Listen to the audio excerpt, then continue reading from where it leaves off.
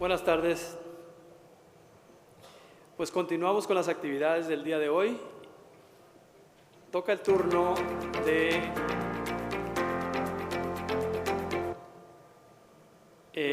la conferencia tipo panel, retos y perspectivas legales de emprendimiento de base científico-tecnológica en México. Y quiero presentarles al licenciado Eduardo Menchaca Villarreal, que estará a cargo de esta sesión. Él es director jurídico en el Tecnológico de Monterrey. Sin más, le cedo la palabra al licenciado Eduardo Menchaca Villarreal. Adelante, Eduardo. Muchas gracias, Jorge. Buenas tardes a todos. Agradezco mucho el interés y la participación en esta sesión. Hoy contamos con la participación de dos figuras muy importantes en el ámbito del emprendimiento científico-tecnológico en México y de forma internacional. Si me permiten, quiero primero darle la bienvenida a Eduardo González. Eduardo es socio de la firma Krill García Cuellar Aiza y Enríquez. Bienvenido, Eduardo. Muchas gracias. Muchas gracias. Buenas tardes a todos. Y también tenemos en línea a la licenciada Larisa Cruz Ornelas, quien es directora de la unidad de la Secretaría de Innovación, Ciencia y Tecnología en el gobierno del estado de Jalisco en proyectos de ciencia y desarrollo tecnológico. Larisa, muchísimas gracias por tu participación, te lo apreciamos mucho. Al contrario, buenas tardes a todos. Pues gracias. El motivo de esta conversación, de esta charla, es tratar de escuchar, de entender cuáles son algunos de los retos y oportunidades que tenemos en México para el emprendimiento de base científico-tecnológica. Y déjenme platicarles, antes de entrar en materia, un poquito más de los antecedentes y la historia de Eduardo González y de Larisa. Eduardo se ha desempeñado por una cantidad importante de años en la práctica de fusiones y adquisiciones. Como comentaba, él es socio de la firma Krill García Cuellar y su práctica se enfoca en la representación de fondos de capital privado y empresas en transacciones altamente estructuradas. Esto incluye fusiones, adquisiciones, compras apalancadas, inversiones de capital privado y de capital de riesgo, recapitalizaciones, reestructuras y alianzas estratégicas. Ha estructurado y negociado transacciones en muchas industrias, entre ellas industria de seguros, fintech, energía renovable, manufactura, tecnología, productos de consumo industriales, hospitales y el sector salud. Tiene amplia experiencia en la estructuración de financiamiento y ha representado administradores de fondos en la creación de plataformas de inversión, tanto en México como en el extranjero. El licenciado González tiene título de licenciado en Derecho del Tecnológico de Monterrey y una maestría de Derecho en la Universidad de Londres. También tiene una maestría en Finanzas del Legade. En el caso de la maestra Larisa Cruz, ella es abogada y maestra en Derecho de la Universidad de Guadalajara con una línea de investigación en el marco de Ciencia y Tecnología en México. Tiene un posgrado en Derechos de Autor y Derechos Conexos de la Universidad de Buenos Aires y es especialista en propiedad intelectual, transferencia de tecnología, marco jurídico de ciencia y tecnología e innovación, y se ha desempeñado por más de 15 años en dependencias federales y estatales enfocadas al diseño, implementación y ejecución de políticas públicas en propiedad intelectual, innovación, ciencia y tecnología. Ya ha tenido diversos reconocimientos de diversas instituciones dedicadas a la competitividad del país. Ha sido profesora universitaria de licenciatura en el ITESO y en la Universidad de Guadalajara. Es autora y coautora de capítulos de libros en temas especializados en propiedad intelectual y de emprendimiento y participa como mentora en diversas iniciativas para impulsar vocaciones científicas en jóvenes y niños. Ha trabajado en el Instituto de Propiedad Intelectual y ha tenido una carrera larga y muy exitosa en toda la materia de propiedad industrial. Entonces, bienvenidos, y pues quisiera hacer el primer saque contigo, Larisa. Muchas gracias por conectarte. ¿Qué debemos de entender por el emprendimiento de base científico-tecnológico? Y cuéntanos cuál es el estado que guarda este sector en México en la actualidad. Claro que sí, Eduardo. Mira, hay que entender una empresa de base científica tecnológica justo aquella que utiliza ya sea los hallazgos científicos o los desarrollos científicos tecnológicos para sus aplicaciones de productos y servicios y llevarlos al mercado. Es decir, su actividad principal se va a basar justo o se va a basar fuertemente en que esos nuevos productos vengan de desarrollos científicos tecnológicos.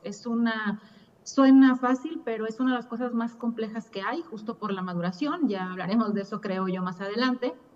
Y el estado que guarda, mira, yo digo que México es ese país con las grandes oportunidades, pero que aún no hemos podido explotar en su totalidad.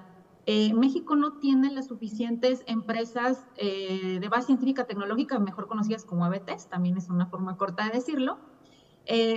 Creo que no tenemos las suficientes, o sea, por ejemplo, si hablamos de una universidad pública, no sé, en los últimos 2 años, después de procesos de maduración, se han logrado formar 2, si hablamos de universidades públicas, pero por ejemplo, si hablamos de centros de investigación, ellos, más que crear la empresa, a ellos se les facilita mucho más el licenciamiento, pero justo empresas de base científica tecnológica. Es decir, si tú me pides, el estado que guarda es, existen, hay unas muy importantes, muy buenas, están en crecimiento, un alto porcentaje de emprendedores solicitan más y más apoyos, ya lo veremos en oportunidades para ello.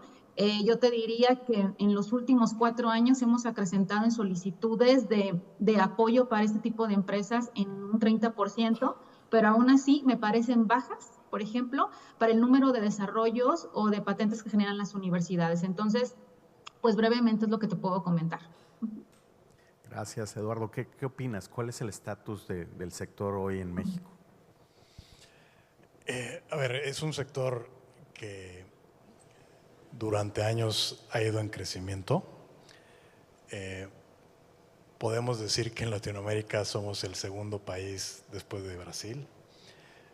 Se escucha que es un mercado muy atractivo, que cada vez hay más inversionistas viendo al mercado mexicano, ya sea como un primer paso a una región más amplia o incluso como un país único para emprender negocios. Las características del país son muy interesantes, es un país grande, es un país con mucho consumidor y cualquier tipo de emprendimiento, incluso los de base científica, tecnológica, son atractivos. Dicho todo esto, es como puedes endulzar la situación en México, pero le falta muchísimo. Falta apoyo, falta instituciones que apoyen al emprendedor y falta todo el andamiaje para que realmente esto se vuelva un sector, un ecosistema, como les gusta mucho decirle, vivo, vibrante y creciendo a pasos mucho más rápidos. Como en todos los lugares hay historias de éxito y siempre da gusto verlas, pero en México todavía falta que haya una masa mucho más grande de emprendedores, los cuales estén en posibilidad de recibir apoyos e inversiones de parte de los inversionistas, del dinero inteligente, que son los que llevan a este tipo de proyectos y emprendimientos a su siguiente nivel. Gracias, te lo aprecio. Y Larisa, regresando contigo y tomando en consideración que es un sector que está creciente, que tiene algunos avances, quizás no tan significativos como uno quisiera, que no obstante el sector es boyante, o sea, hay interés, creo que hay el sector financiero, el capital ángel está ávido de proyectos de desarrollo que vayan ligados a la tecnología. y a la ciencia. ¿Qué observas tú? ¿Cuáles son los problemas? ¿Por qué este sector no ha despegado como uno quisiera? ¿Y cuáles podrían ser algunas soluciones para estos problemas? Muchas gracias, Eduardo. Mira, que esta pregunta es, yo creo que hasta para hacer un diálogo de mucho rato, pero así como lo comentó también Eduardo, si bien es cierto, se ha acrecentado el interés de hacer emprendimientos o hacer EBTs, pues hay mucho camino sinuoso, ¿no? O sea, no es tan sencillo. Por lo regular cuando se logra algo, tenemos una EBT de éxito, al menos lo voy a hablar desde las experiencias que nosotros llevamos. Nosotros apoyamos económicamente y también con programas de mentoría, aceleraciones a emprendimientos de este tipo, y voy a agarrar un margen. Si meto a 10, voy a decir, a 10 proyectos en ese proceso, ¿no? Para darles financiamiento, tanto en económico como en especie, porque pues mentorías y demás se dan también. Es un acompañamiento, es muy complejo. Si yo hago un ejercicio de 10 proyectos que selecciono, es muy probable que logre 2. Las otras avanzan en su maduración de TRL o IRL, digamos, en la maduración tecnológica, pero 2 realmente se van a estar encaminando, y eso aún no lo llamamos como un éxito, ¿no? Todavía pasan por muchas etapas en la etapa de maduración, y a veces cuando están con un usuario potencial o se firma un convenio para usar la tecnología, pues no es como esperaban, etcétera. Entonces, sí, hay muchas oportunidades, pero todavía hay muchos huecos por llenar, ¿no? Y ha sido difícil en ese camino. Entonces, yo voy a enumerar algunas con las que hemos enfrentado justo con estos proyectos, que son, digamos, 2 caminos, que es formar la EBT como tal, bien que vienen de universidades, centros de investigación, de científicos que han decidido dar ese brinco, es decir, yo nada más voy a generar el desarrollo o voy a estar nada más generando patentes, sino quieren crear la empresa, y aquellos que la quieren licenciar, y además ser esos acompañantes tecnológicos y asesores a la empresa que le están licenciando la tecnología. Mira, la primera que me dicen es, oye, qué difícil es sacar una licencia simple y municipal para el giro que yo hago, que es biotecnología y nanotecnología, por ejemplo, con hongos, ¿no? Que es para hacer empaques sustentables. Qué difícil es a veces hacer un trámite tan simple porque no cae en ningún giro. La otra es la inversión en etapas tempranas, es decir, si tengo muchos proyectos, ¿no?, que están aventando en el área de biotecnología y sobre todo en el tema de sustentabilidad, y luego van enfocados a alimentos. Ahí es donde estoy teniendo más solicitudes. Entonces, bueno, está basada en investigación y desarrollo. Y las primeras etapas de la investigación, pues es eso, ¿no? Hay una investigación, luego tenemos aplicada, más o menos ya cuando tienen una patente van más o menos en un TRL3, pero eso no quiere decir que ya tengan la tecnología lista para el mercado. Por lo menos hay que pasarla, el gran hoyo es pasarla del 4 al 5, muchas se quedan ahí. Y entonces, la otra gran pregunta es si el mercado le interesa la tecnología o el producto que yo quiero producir o fabricar con mi empresa, ¿no? Ese es el otro gran reto. Sucede que vamos avanzando con la tecnología, estamos entrevistando empresas para que se pueda probar el producto, y ¿qué crees? Pues el mercado no es suficiente. A lo mejor podemos lograr una licencia, a lo mejor podemos lograr un contrato de asesoría en avance de la tecnología, pero sucede que llegando a este punto la tecnología no estaba lista. Déjate de entrar para el mercado, no había un mercado suficiente. Entonces es una desconexión muy fuerte entre los desarrollos y lo que realmente quiere el mercado, ¿no? Y la otra, hay que decirlo, el marco regulatorio en general. Por ejemplo, tengo varios emprendimientos que tienen que ver con productos de farma o suplementos alimenticios. Entonces, híjole, no sé, puede durar 9 o 12 meses una autorización de COFEPRIS, ¿no? Y bueno, ahí es donde nosotros se les ayudamos, o contratas a un especialista y lo aceleras y demás, pero realmente el proceso es muy difícil. Y lo más importante, encontrar ese socio. Por ejemplo, si vamos a hacer un licenciamiento, aquella empresa que le quiera apostar a adquirir nuevas tecnologías. O sea, otro gran reto es la cultura empresarial, o al menos lo que nosotros hemos enfrentado, es esa cultura de aceptar tecnología nueva, ¿sí? Y que bueno, todo lo nuevo también tiene riesgo, ¿no?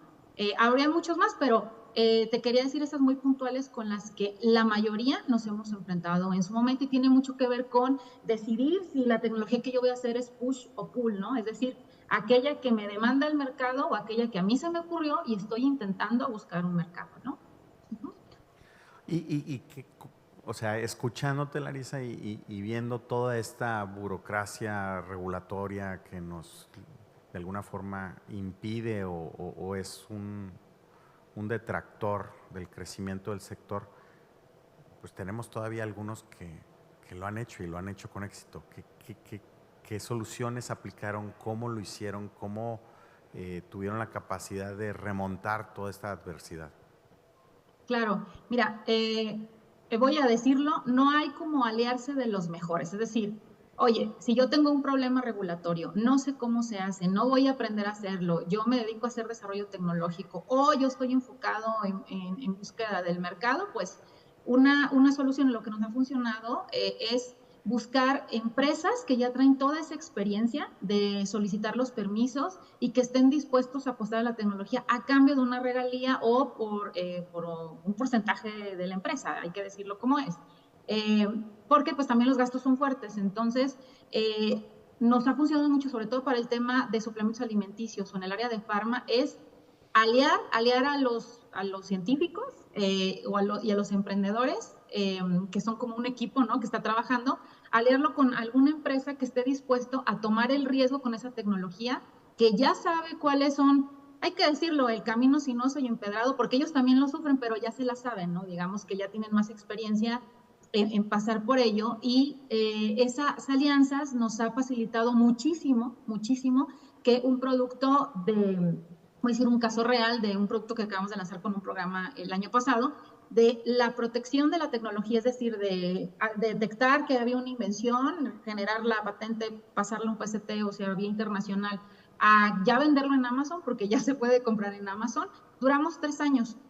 Hicimos el cálculo, si no lo hubiéramos hecho con alianza con una empresa que ya conocía ese mercado, tanto de farma como de suplementos alimenticios, quizá hubiéramos tardado 10. Entonces, crear alianzas, buscar aliados estratégicos y programas en donde tú puedas apalancarte para asesorarte en lo que tú no sabes, que es otra cosa, tú no lo sabes todo, tampoco lo puedes aprender de todo, tienes que conocer, pero tienes que aliarte con expertos. Ha ayudado muchísimo a hacer lo que parece imposible, en hacerlo en tiempo más corto, ¿no? Y sacar un producto al mercado. Oh, estupendo. O sea, es claro que el acercarse a esos programas que los diversos gobiernos de los estados tienen para incentivar es clave. Ahora, Eduardo, desde el punto de vista pues legal, estructuración, ejecución, que por cierto, sé, porque me lo has comentado y es parte de tu bagaje, ustedes han participado en la estructuración muy exitosa de algunos unicornios en México. Y algo estoy seguro que observaste en esos emprendedores que los hacía diferentes.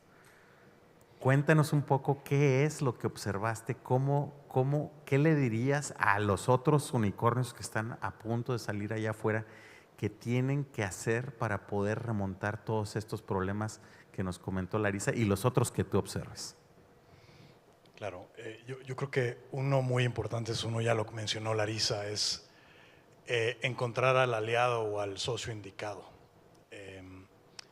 Para eso, también, parafraseando un poco lo que decía Larisa, es un camino difícil, sinuoso, y creo que lo más importante es que el emprendedor entienda que no hay atajos. El tomar atajos invariablemente en lo que resulta es que aun y cuando encuentres al socio o al aliado indicado, es que no van a poder acompañarte en tu aventura, porque ese atajo conlleva riesgos, conlleva una propiedad intelectual que no es lo suficiente valiosa o fuerte para justificar una inversión, o conlleva incluso riesgo reputacional que un inversionista o una empresa seria no estaría dispuesto a asumir. Entonces, no atajos. Los emprendedores que conocemos que que han tenido éxito, creo que una característica que comparten es tenacidad. Definitivamente no se rindieron en el primer no, pero también conozco mucha gente terca y tenaz que no ha llegado a esos niveles. Es una mezcla de muchos factores, Larisa también los tocó. Es cierto que el puro desarrollo de la tecnología o de la idea o del negocio por el cual se va a emprender es lo suficientemente difícil, pero luego vienen corrientes adicionales, que es el negocio. Muchas veces el emprendedor, desarrollador no tiene el olfato de negocio o el olfato para detectar los tiempos y la existencia o no del mercado para su producto. Y muchos otros factores. Tenemos casos que incluso en los últimos años COVID pues, les destruyó planes o programas que tenían ya muy avanzados, tuvieron que empezar de nuevo, inversiones que tenían ya palabradas o que iban a entrar en un corto plazo ya no llegaron. Hay muchos factores exógenos. Es fácil platicar de los casos de éxito, pero hay otros casos que hacen lo mismo y no necesariamente llegan ahí. Yo creo que como en cualquier proyecto en la vida hay que ser muy tenaz, hay que ser muy terco y como dice Larisa, acompañarse de la gente indicada. Ahora, en este quisiera ampliar un poquito. Para que tú puedas conseguir ayuda o apoyo de la gente o el socio o el aliado indicado, tienes que hacer bien las cosas desde un inicio. El emprendedor tiene que estar muy consciente que el dinero que recibe y los apoyos que reciba, aunque por la naturaleza del capital de riesgo hay mucho riesgo y el inversionista o el programa que los apoya está consciente que puede no ser una inversión rentable, nadie tira su dinero. La gente que invierte y que apuesta en estos proyectos lo hace conscientemente, con un análisis, sabiendo que unas van a funcionar y otros no van a funcionar, pero sí es muy importante que en todos identificaron elementos que empataban con su hipótesis tanto de apoyo o de inversión, que lo hacían una inversión aceptable o inteligente. Para eso, el punto que quiero hacer es el que hacía desde un principio, no puede haber atajos y desde un inicio se tiene que pensar poniéndose en los zapatos de las personas que te van a dar dinero o apoyos. Esas instituciones o esos inversionistas quieren ver seriedad, quieren ver formalidad y quieren saber que va a haber una administración del proyecto, no solo una idea, una administración, una gestión del proyecto seria y responsable. Eso conlleva muchos elementos, pero yo creo que, respondiendo a tu pregunta, Eduardo, ese era otro elemento que tenían estos proyectos. Desde un inicio sabían a dónde querían llegar y alguien les dijo, bueno, para poder llegar ahí, estos primeros bloques son elementales y de ahí vemos si puedes llegar. Wow. Pues esto nos da una perspectiva general del desafío que enfrentan los emprendedores. Hay un tema regulatorio, hay un tema de alianzas, hay un tema de tener la madurez, la capacidad de llenarle el ojo a los inversionistas, de tener seriedad, profesionalismo y sobre todo en gente muy joven. Yo creo que para eso se requiere pues tener un modelo de alguien a seguir y tratar de imitarlo y trabajar arduamente de forma incansable día a día por mucho tiempo y con muchos reveses que no siempre son positivos. Entonces es realmente un gran desafío. Ahora, así las cosas, Larisa, desde la óptica gubernamental, ¿qué herramientas existen allá afuera donde los emprendedores se pueden acercar a buscar este tipo de apoyo, este tipo de guía, este tipo de acercamiento, alianzas? ¿Qué opciones hay? Claro que sí, mira, concuerdo con Eduardo que, híjole, tenemos muchos fallos en el sistema, ¿no? hay mucho por hacer y no, quizá no hay todo lo que quisiéramos tener al alcance en México o en los estados. Sin embargo, creo que hay muy buenas oportunidades afuera, incluso algunas se desaprovechan. Bueno, están desde las incubadoras, aceleradoras, privadas, tanto de universidades privadas como públicas. He de comentar que son, por lo regular, las universidades privadas son las que tienen, por ejemplo, alguna incubadora, alguna aceleradora con mucho más experiencia o con más alianzas, no más experiencia, voy a decir con más alianzas al sector productivo. Eso es importante.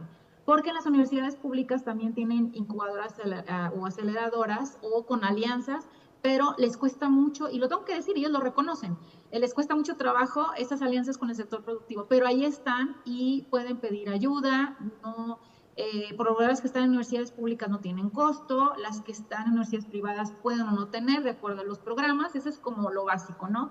Universidades que tienen esas herramientas donde los chavos se pueden acercar. Quiere decir que esta es una gran ventaja. Hace algunos años no podemos decir que todas las universidades tuvieran una incubadora o un centro empresarial. Ahora yo sí puedo decir que prácticamente todas las tienen. Bien o mal, todas las tienen, ¿no? Unas mejor que otras, pero ahí están.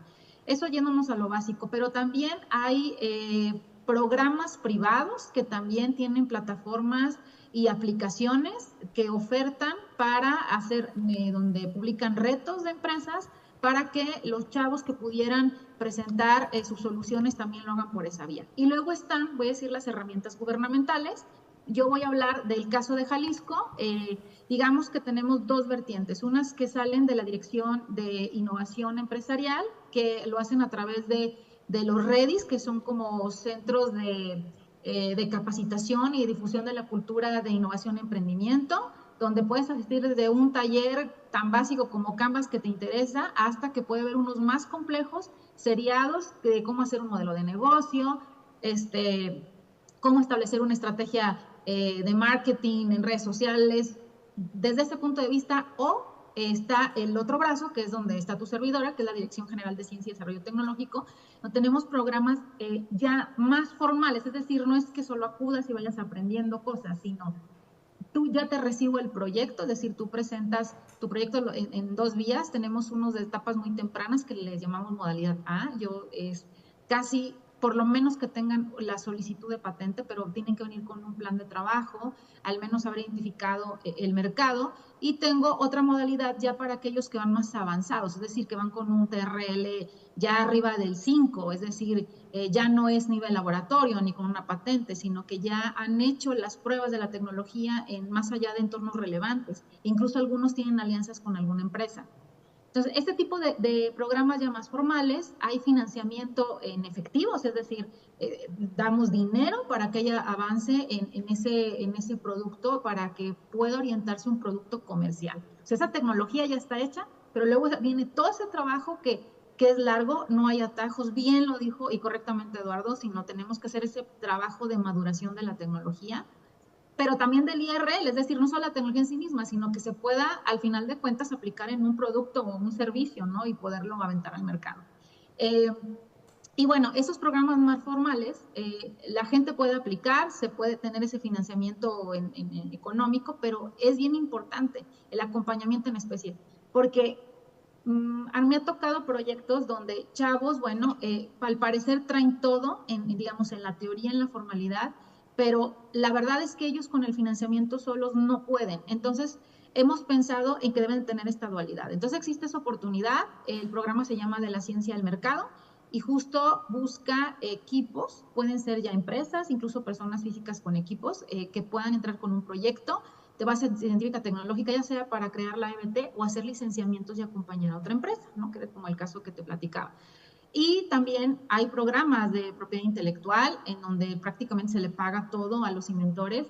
Pero fíjate que Eduardo hizo un comentario pequeño, pero bien importante, que la propiedad intelectual estuviera sólida. Igual podemos hablar más adelante de eso, pero cuando nosotros estamos en la selección de proyectos, buscamos que la propiedad intelectual sea sólida. Es decir, no solo que exista la patente, que sea sólida, no solo en su redacción, en su presentación, en su defensa, en la propia tecnología. Hay maneras de hacer ese tipo de análisis, que sea suficiente para que alguien se anime a invertir porque allá afuera alguien me puede también demandar. Entonces, esa solidez en el proyecto es lo que puede ayudar a tener estas herramientas. Entonces, también hay becas completas para aceleración, tenemos muchas organizaciones internacionales, no solo mexicanas, que muy seguido me mandan a mi oferta, oye Larisa, mira, tengo tantas becas o tantos apoyos para que se vayan 10 personas con sus equipos a California, o que se vayan, tengo equipos míos que han salido en mi programa y luego los he mandado a Alemania,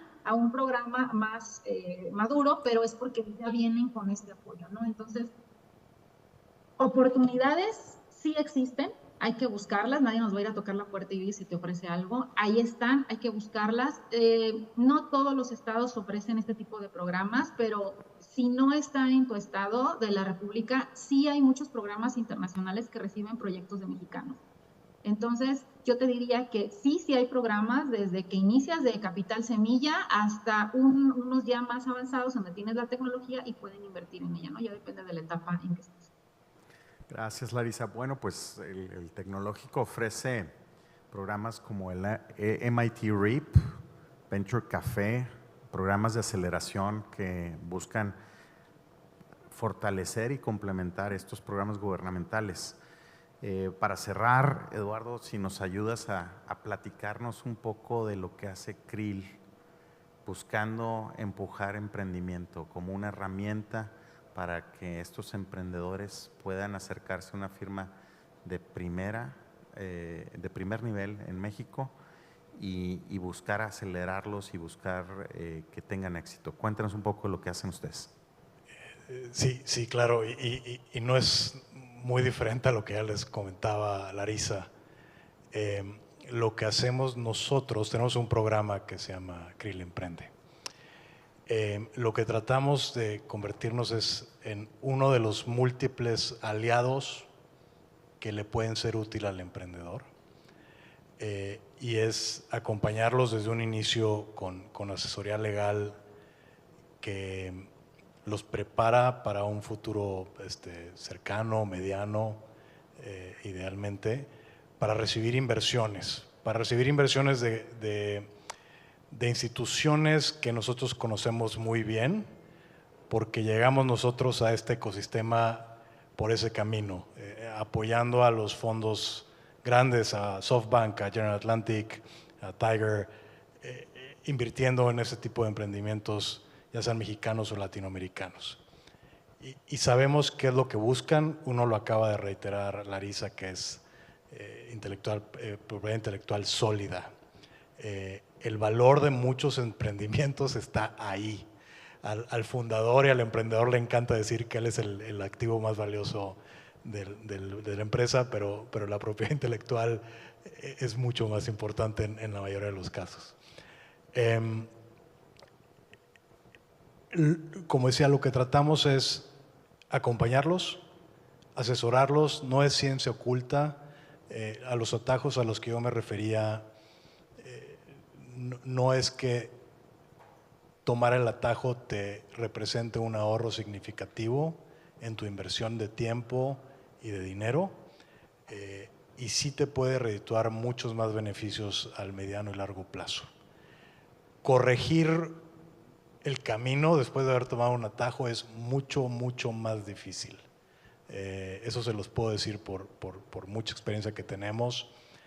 Los inversionistas, una vez que encuentran una falla o encuentran ese atajo, de entrada hacen una calificación de carácter de los fundadores y del emprendedor, lo encasillan en un tipo de persona que no necesariamente es el administrador que quieren para sus inversiones, y en muchas ocasiones es difícil enderezar el rumbo. Entonces, eso es lo que ofrecemos. Ya yendo más al detalle, lo que hacemos con los emprendedores nosotros es decir, te voy a dar exactamente el mismo servicio que yo le doy a los inversionistas, te lo voy a cobrar al mismo costo porque te quiero dar el mismo servicio, pero tú me lo vas a pagar en 5 años. Y si no existes en 5 años, no pasa nada. Pero apostamos a que sí van a estar. A que sí van a estar y que en 5 años, cuando vengan a pagar nuestra cuenta, digan, sí me sirvió. Y es eso, y no hay un servicio en particular. Hay emprendimientos de farma, hay emprendimientos de logística, hay emprendimientos de medtech, de agritech. Y como decía bien Larisa, los retos regulatorios son muy grandes, en algunos sectores más que otros, pero los hay en todos, en temas agrícolas, en temas de seguros, en temas médicos, en temas farmacéuticos. Está la regulación. Por experiencia puedo decir que es difícil el marco regulatorio en México, pero no hay países en el que sea muy sencillo. Hemos acompañado a clientes en procesos de expansión a Estados Unidos y el FDA tampoco es la panacea. Son complicados, son procesos largos, requieres muchísima ayuda de abogados de allá. Es un poco la realidad. Cualquier emprendimiento, cualquier proyecto con miras a las alturas va a requerir mucho trabajo y entre ellos está el tema regulatorio y muchos otros, ¿no? Pero ese no se lo van a poder quitar de ninguna manera. ¿Hay alguna página web donde se pueda obtener más información? Sí, a través del TEC nos pueden contactar. Yo creo que una manera sencilla de hacerlo es a través de instituciones que ya conocen y que la misma institución nos contacte. Así llegan a nosotros. Nuestros clientes, la gente que invierte en Capital Semilla, lo que hacen normalmente es, oye, me interesa tu idea, me gusta lo que estás haciendo, pero habla primero con ellos y márcame en 4 meses y volvemos a platicar. Así de informal puede ser. Obviamente nosotros también, para decidir si le vamos a invertir a un proyecto o a un emprendedor, pues sí revisamos que haga sentido a la idea, que el proyecto que traen en mente va a tener mercado, que tiene potencial de tener propiedad intelectual sólida y le entramos obviamente a la apuesta y ayudar al sector. Oh, padrísimo. Bueno, pues hay algunas avenidas con todos estos diversos programas que nos comenta Larisa y Eduardo, y pues la intención del TEC es acercar a todas las empresas de base tecnológica a este tipo de recursos, de estas facilidades y apoyarlos en el crecimiento. Muchas gracias, Larisa, gracias, Eduardo, les aprecio muchísimo la oportunidad de platicar. Gracias. Espero que sea la primera de muchas y pues bueno, pues agradezco muchísimo la oportunidad. Gracias, Jorge.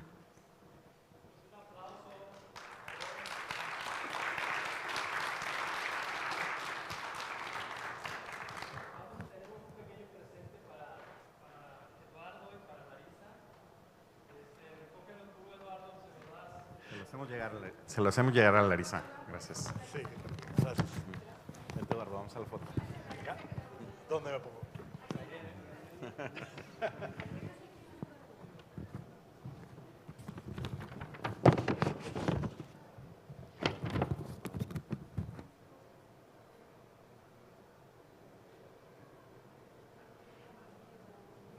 Gracias, Avi.